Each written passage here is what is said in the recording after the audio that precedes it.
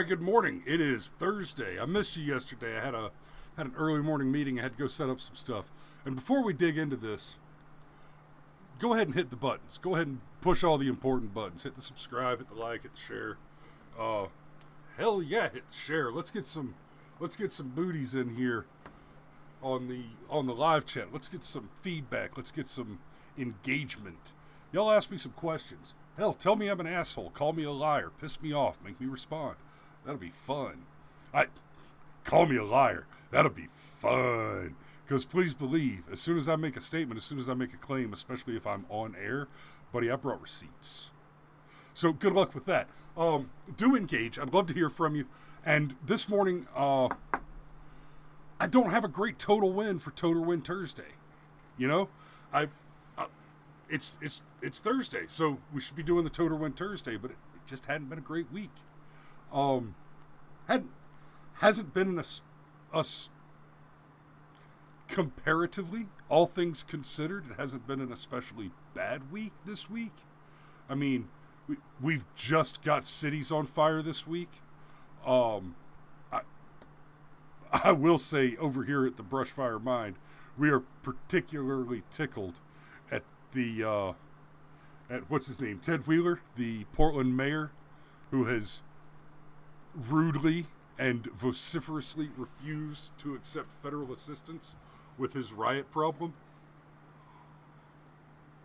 It's like, buddy, it's just the clap. We'll put a little gonorrhea, we'll put a little penicillin on your pee-pee hole, and it'll go away. All you got to do is just, here you go, just little mold juice on the pee-pee hole. You'll be good to go. Be okay. You can be cured, not treated. Cured. No. Oh, and then they set his apartment building on fire.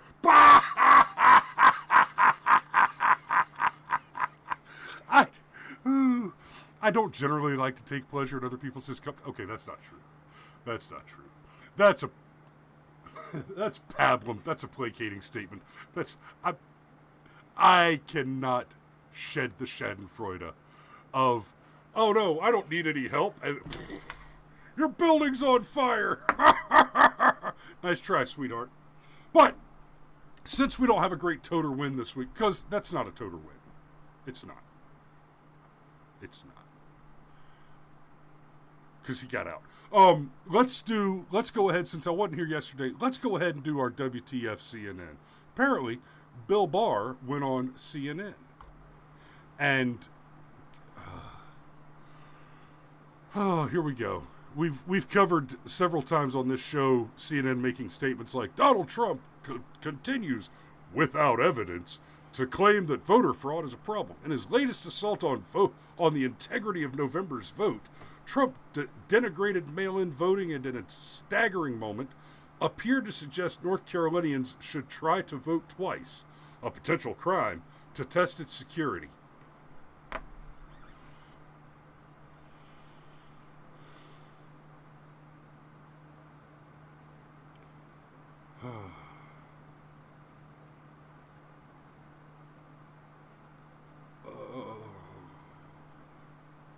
If Donald Trump told you that you should brush your teeth, CNN would say that he was trying to put dentists out of work.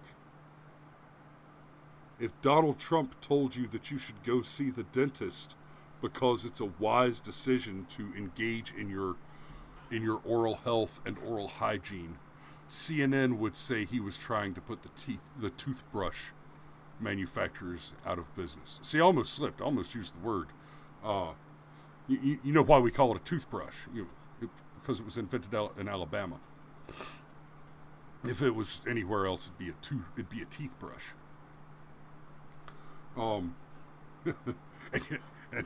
I take these fucking things seriously because, well,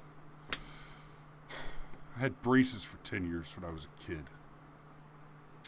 And I got that one that went back crooked, but we're done. I've had enough. We're done. So, more evidence of meddling came earlier Wednesday with the news that Trump's Department of Homeland Security withheld an intelligence bulletin warning of a Russian plot Oh, more Russia. To spread misinformation about Joe Biden's health, which mirrored the president's own attacks. The report, first revealed by ABC News, followed the Director of National Intelligence decision to stop in-person lawmaker briefings about election interference. A move Democrats say could shield foreign actors who want to help Trump. Foreign actors who want to help Trump.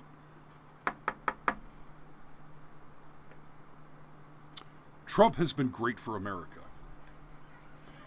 You know who doesn't like Trump great for America? Foreign actors.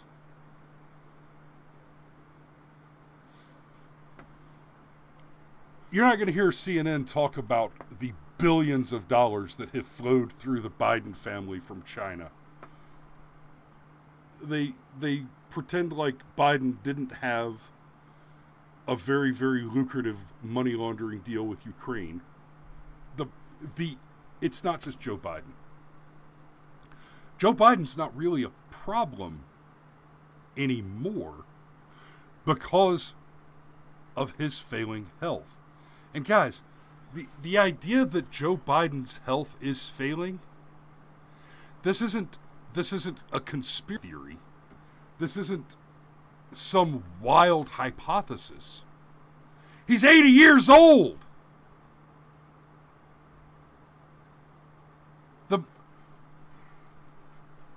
Trump's already the oldest president ever elected, right? Is that? Am I getting that right? I'll double check that. I think that's right.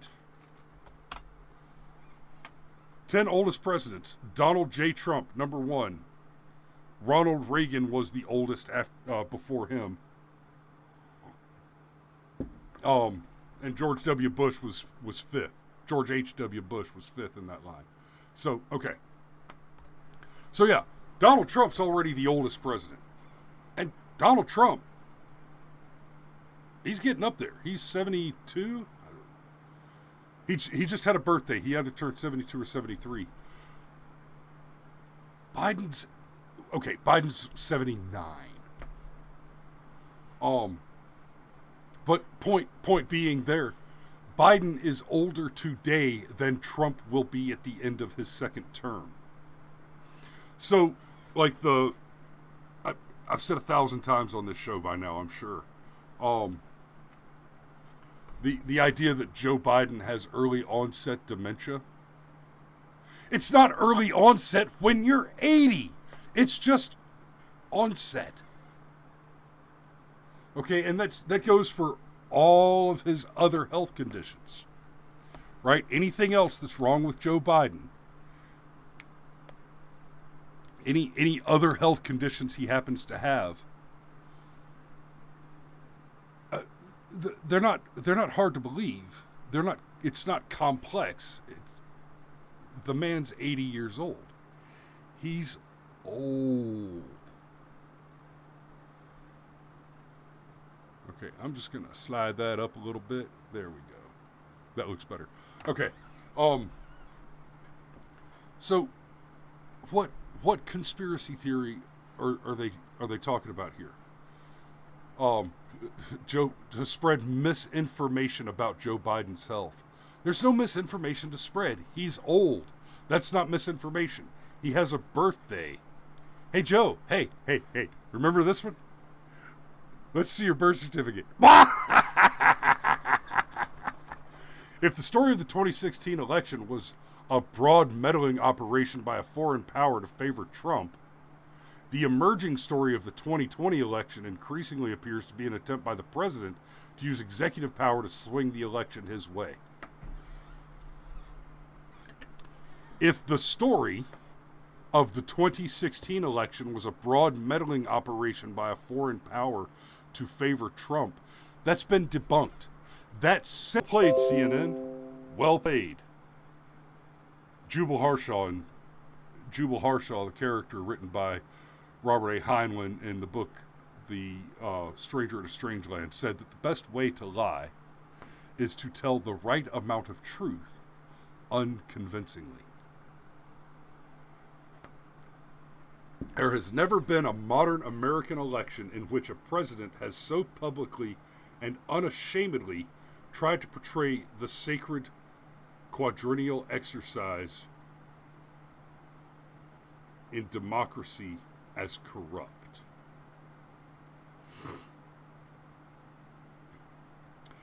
In which a president has so publicly and unashamedly tried to portray the sacred quadrennial exercise in democracy as corrupt.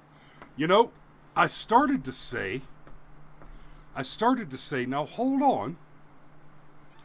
Hillary Clinton made some pretty outlandish claims about Russian interference, which have since been proved wrong, have since been proved false.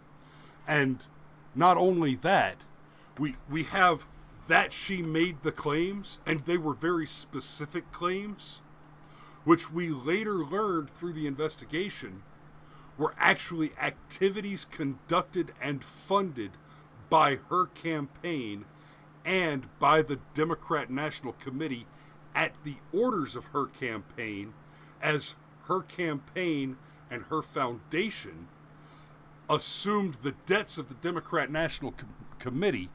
And this is according to the expose from Donna Brazil,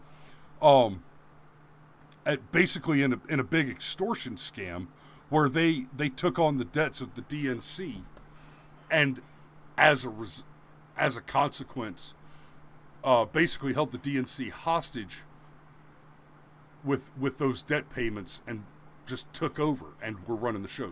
So that was a big part of the claim that Donna Brazil made in her big expose book that didn't go as far as she thought it was going to go, except for apparently now she works for Fox News, which is still confusing and alarming. So I was about to say, well, this statement's not true because, but she was just the vice president at the time. Or she was just a candidate at the time. She was never the vice president. She was just a candidate at the time. So I guess technically that's true, but then wait a minute. Barack Obama was a president. And Barack Obama, after he made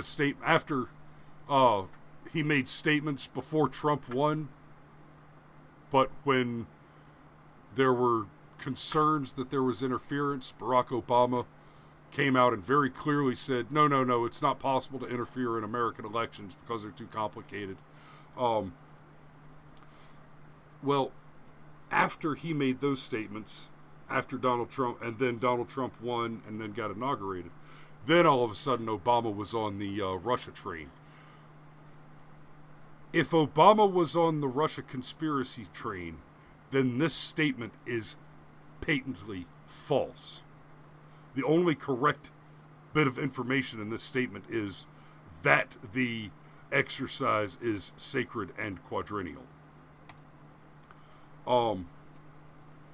But they claim over and over again, Trump suggests without evidence, voter fraud, that mail-in voting is vulnerable to voter fraud. Let's see, confessions of a voter fraud. I was a master at fixing mail-in ballots. And one of the things that Barr brought up in his interview with, I think it was Wolf Blitzer, was Blitzer asked, do you think that a foreign country can easily manipulate the ballots, create fraudulent ballots, create counterfeit ballots? And, of course, the Attorney General answered, well, yeah, obviously. And let's get to this bit real quick because he points out an election that is swayed by 500 votes, 1,000 votes can make a difference. It could be enough to flip states. He speaks specifically in this article about, oh, come on now. There's no race in New Jersey from city council to United States Senate that we have not worked on.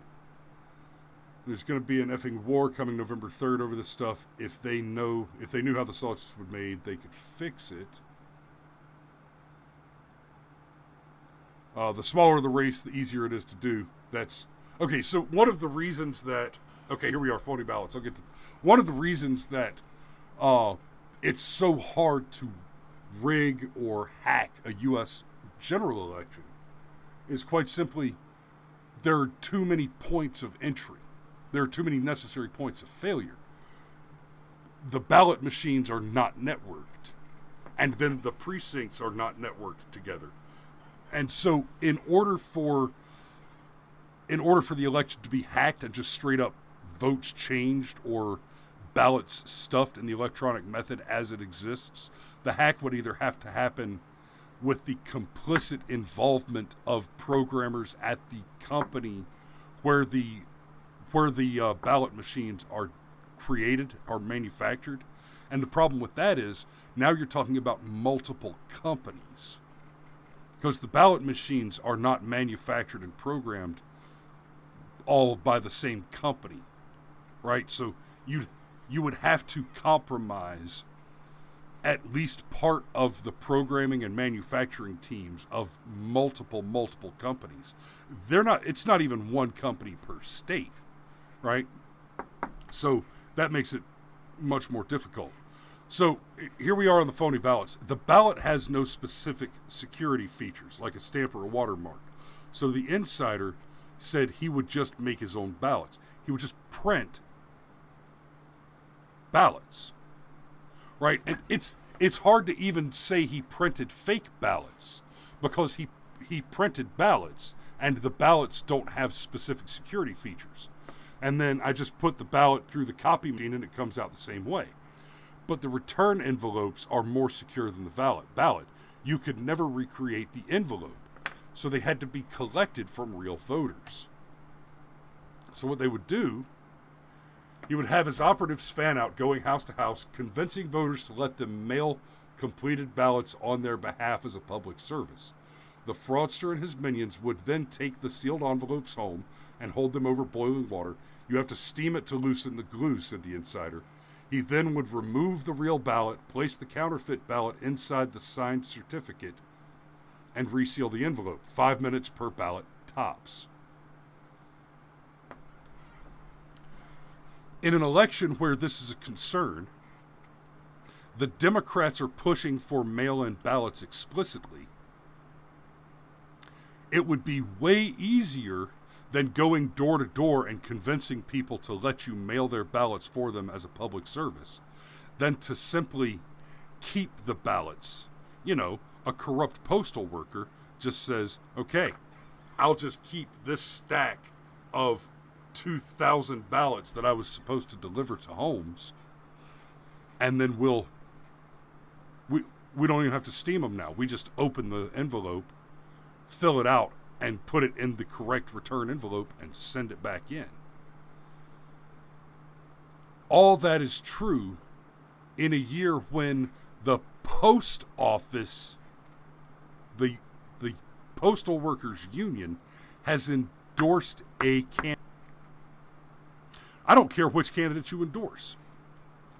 If you're the people that are handling the vote and you endorse either candidate, you cannot be trusted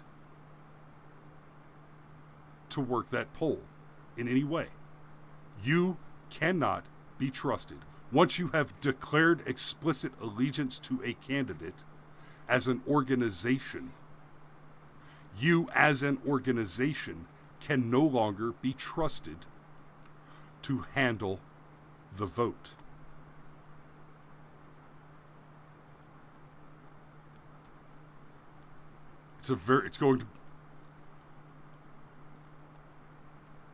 We generally have very close elections in this country. I actually don't think this one's going to be close, but we generally have very close elections in this country. It's not like we have a dummy party that gets 1% of the vote so that we can pretend like we have elections. Now, there's a whole branch of conspiracy theory we can go down that the elections aren't valid. I choose not to engage in that for a host of reasons. Not least of which is I don't know enough if it's true to do anything about it. I can go vote, and I will go vote, just in case that vote has any meaning. And I will go and vote in person. even if it means that I have to wear a mask, and even if it means I have to strap on Mop 4 and shoot my way into the polls, I will vote in person.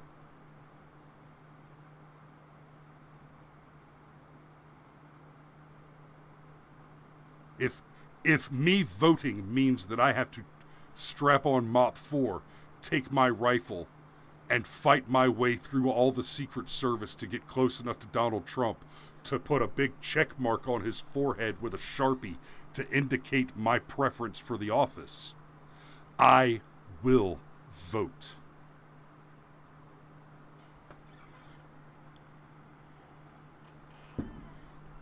Now,